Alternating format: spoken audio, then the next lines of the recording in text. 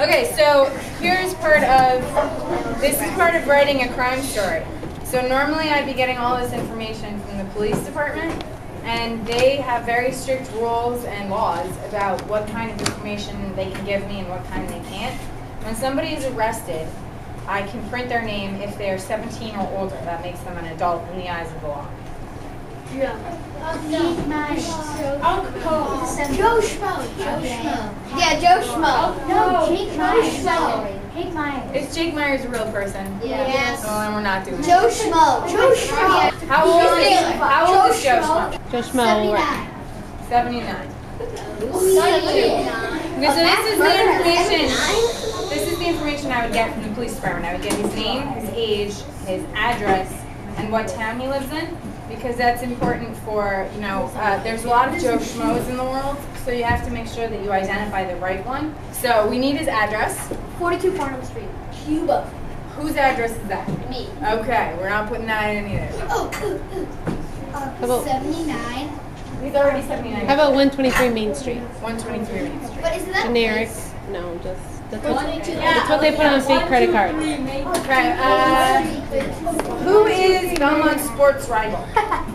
What's Watertown. All right, we're gonna make him from Watertown.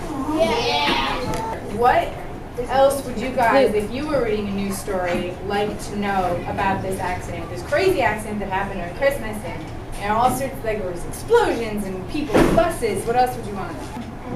An estimate of the cost of the damage. So right along Concord Ave there's all those trees, right? Yeah. So those trees are about $3,000 a piece. So how many trees did this accident manage to take out? 47. 42. 7. About 9. 7 trees. That's $3,000 each for replacement. How much is that? 21,000. Called it. So that's the trees. So The roads. there's a lot of manpower involved in cleaning up spilled oil. It's And it spilled into the lake. oh boy, that'll take longer. All right, so we got the spilled oil, and the Belmont Health Department had to respond for that. So how much do you think that costs? $1 million. You're probably right. We're probably all set with the money part. So what else do we need? Didn't even have to go to the hospital. That is important, but we put way up at the top that no one was injured because I decided way at the beginning that we're not killing anyone. How about they amputate his legs so he can't run away? That would be in a follow-up story. We have to know how many police cars showed up or not. Yes, that's a very good point. In something this And fire big, trucks. we would have mutual aid from the surrounding towns. When something really big happens, when there's a really big fire, let's just say in Belmont, if there was a house that was totally on fire, or like when Chenery burned down, fire trucks come from all over the place. It's called mutual aid. So for something this big with an oil tanker that's on fire, how much mutual aid do you guys think? At least 37. 37 area towns responded. Maybe not that many because I don't think they could get there. But 18. 18, that's good. So that's really good. That is a very good article. So now that we've written it, we have to write our headline. So what do you think?